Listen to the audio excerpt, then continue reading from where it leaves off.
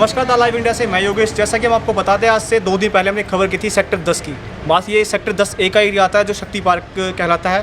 परंतु जिस प्रकार 2 दिन पहले अपने जो हालात आपको दिखाए थे, ओपन सीवर हैं, साथ में स्कूल हैं, जिस प्रकार जो बदबू थी सीवर की, वो खुल ओपन सीवर रोकने के बाद जो गलियों में जो पानी आ रहा था, उससे लोगों को यहाँ का जीना रहना मुश्किल हो रहा था। लोगों ने कहा था काफ़ी समस्याएं हो रही है और कोई सुनने को तैयार नहीं है। जिस प्रकार हमने आपको पहले ही बताया था कि द लाइव इंडिया ने खबर पहुँच गई थी, जिसमें हमने आपको दिखाया था कि इस प्रकार गुरुग्राम का साइबर सिटी या नरक सिटी के से भी बदतर हालत हो चुकी है। भाई आज जो महिलाओं के इस न्यूज़ के कारण जो फ़र्क पड़ा है, क्या फ़र्क पड़ा है और किस प्रकार का ये जो पानी आज साफ़ हुआ है, गली पे जो सीवर बंद हुए हैं, इनके लिए बात करेंगे। क्या कहना है कुछ यहाँ के निवासियों का कि किस प्रकार क्या प्लान, किस प्रकार ये चीज़ें हुई हैं और अब कितना वो खुश है इस चीज़ से। मैंने सबसे पहले आपका नाम बताइए। मेरा नाम पुष्पा बिष्ट है। हम बहुत परेशान हो रहे हैं। 1 महीने से हमारा खाना पीना रहना मुश्किल हो रहा है और हम बीमार हो रहे हैं। हमने इतने हॉस्पिटलों के चक्कर लगाए हैं, पूछो मत। हम अधिकारियों के पास हम कहाँ नहीं गए, अपने घर बार अपने छोटे छोटे बच्चों को छोड़ के गए, फिर भी कोई सुनता नहीं है हमारा। और अधिकारी आते हैं, एक दिन पानी बंद हो जाता है, फिर दूसरे दिन फिर चालू हो जाता है, कोई हमारी बात सुनता नहीं है।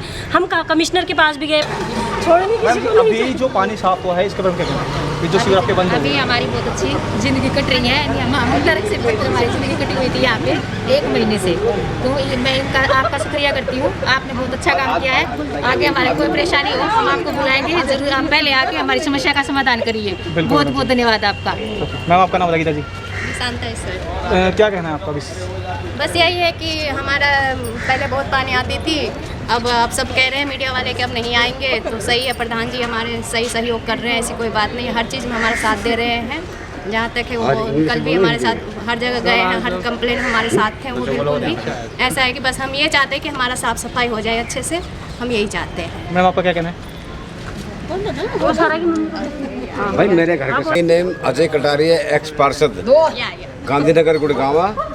उस टाइम पे वार्ड नंबर था 22। अब फिलहाल में आ गया 23 में। तो मैं वहाँ से छोड़ के इसलिए आया था कि भाई वहाँ पर सीवर वगैरह पानी भरा रहता था।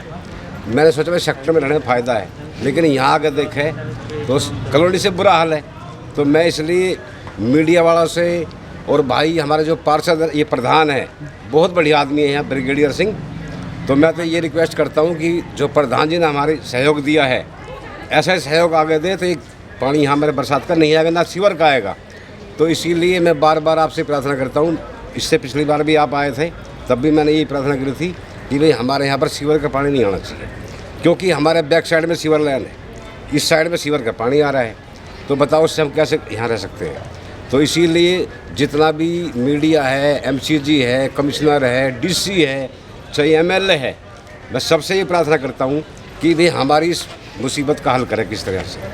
धन्यवाद। नमस्कार द लाइव इंडिया से मैं योगेश। जैसे कि हमने पहले भी आपको बताया था, गुरुग्राम सेक्टर 10 की समस्याएं जो फिलहाल अभी शॉर्ट आउट हो चुकी है, तो उन्हीं के जब बात करेंगे सेक्टर 10 के जो RW के प्रेसिडेंट है कमांडर उदय यादव जी की, किस प्रकार समस्या को शॉर्ट आउट किया गया है और इन फ्यूचर ऐसी कोई समस्या ना हो, इन सब के लिए उनसे बात करेंगे कि क्या कहना है उन चीज़ को।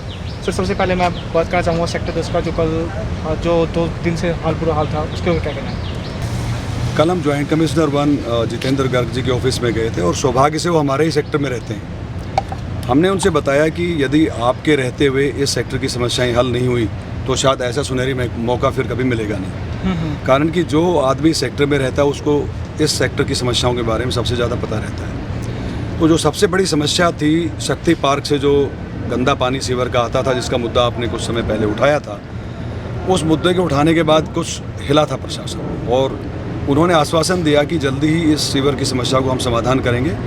और अच्छी बात है कि आज कम से कम पहली बार वहाँ पे पानी नहीं आया है, वरना DAV स्कूल के सामने जब आप लास्ट टाइम आए थे तो बहुत गंदा पानी सीवर का भरा हुआ था और 710 से लेकर 730 की लाइन राजस्थान कॉलोनी और दूसरा सद्भावना पार्क के पास की जो कॉलोनी है, वहाँ के रहने वालों का बुरा हाल था।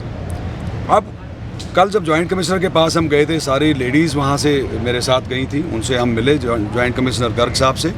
उन्होंने आश्वासन ही नहीं दिया। आज से टैंकर भी लगा हुआ है, जो गंदा पानी है उसको खींच रहे हैं। फिर भी मैं ये कहूँगा कि अगर परमानेंट सॉल्यूशन उन्होंने नहीं किया तो इसका कोई फ़ायदा होने वाला नहीं है। फ़िलहाल मैं इतना ही कहूँगा कि आपका भी धन्यवाद और MCG कमिश्नर, ज्वाइंट कमिश्नर, इनका भी धन्यवाद। उसका परमानेंट सॉल्यूशन ढूंढे। उन्होंने एक चीज़ और बताई कि गुड़गांव का जो जल भराव का और सीवर ओवरफ्लो की समस्या है, वो इवन प्रधानमंत्री के संज्ञान में भी आ चुकी है और GMDA, MCG, कुछ काउंसलर्स, कुछ दूसरे एक्सपर्ट्स की कमेटी बनाई जा रही है अखबारों के माध्यम से भी सुझाव मांगे जा रहे हैं कि जो भी सुझाव देना चाहें कि कैसे गुड़गांव को जल भराव से और सीवर ओवरफ्लो की समस्या से निजात दिलाई जा सके। मेरा मानना है पहले भी इन्हीं अधिकारियों ने यहाँ की प्लानिंग की है, इन्हीं अधिकारियों ने एग्जीक्यूशन किया है। अब ये केवल धूल में लठ मार रहे हैं, टाइम वेस्ट कर रहे हैं। इनको ग्लोबल स्तर की किसी टेक्निकल फर्म को, एक निपुण फर्म को इंगेज करना चाहिए, उनसे कंसल्टेंसी लें, उन्हीं से एग्जीक्यूशन कराएं। निगम का जितना बड़ा स्टाफ है, इस पे जितनी तनख्वाहें खर्च हो रही है उसको घटा करके एक स्केलेटन स्टाफ रखा जाए, केवल मॉनिटरिंग करे।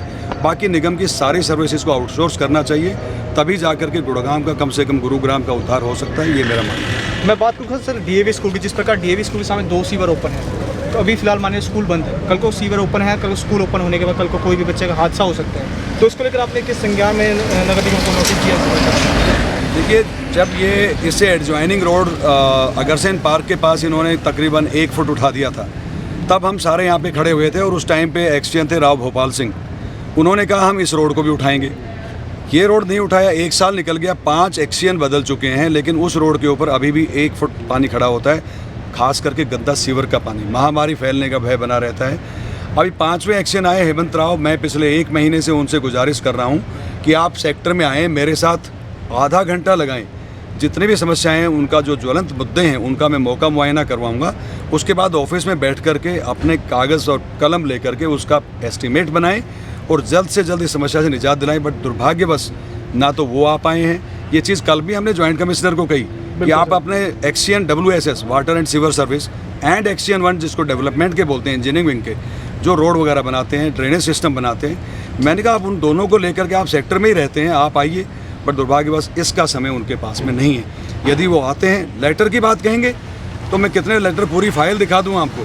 30 ज्वलंत मुद्दे सेक्टर के लिख करके MCG के दरबार में मैंने सौंपे थे और उसमें सबसे टॉप में था जल भराव और सीवर ओवरफ्लो का।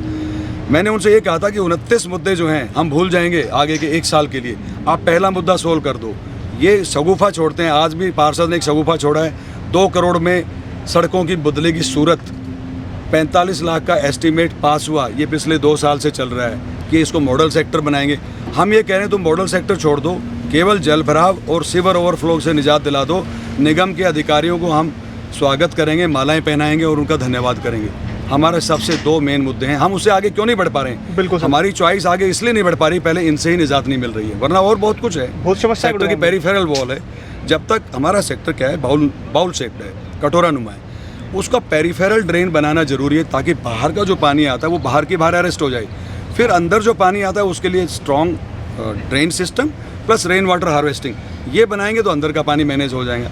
Catch it where it falls, यानी कि बरसात का पानी जहाँ गिरता है उसको वहीं पे आप कैच करें, वहाँ पे उसको ज़मीन में भेजें, तब जा कर के अंदर के पानी को हम कंट्रोल कर पाएंगे। बाहर का पानी जो आ रहा है उसका निगम को जल्दी से जल्दी या तो RCC वॉल बनाएं, सेक्टर की पेरिफेरल वॉल, और जहाँ पे गेट की एंट्री एग्जिट है वहाँ पे हम बनाएं, या फिर peripheral deep and strong drain बनाएं ताकि जितना भी पानी आता है वो उस ड्रेन में गिरे, सेक्टर में ना घुसे।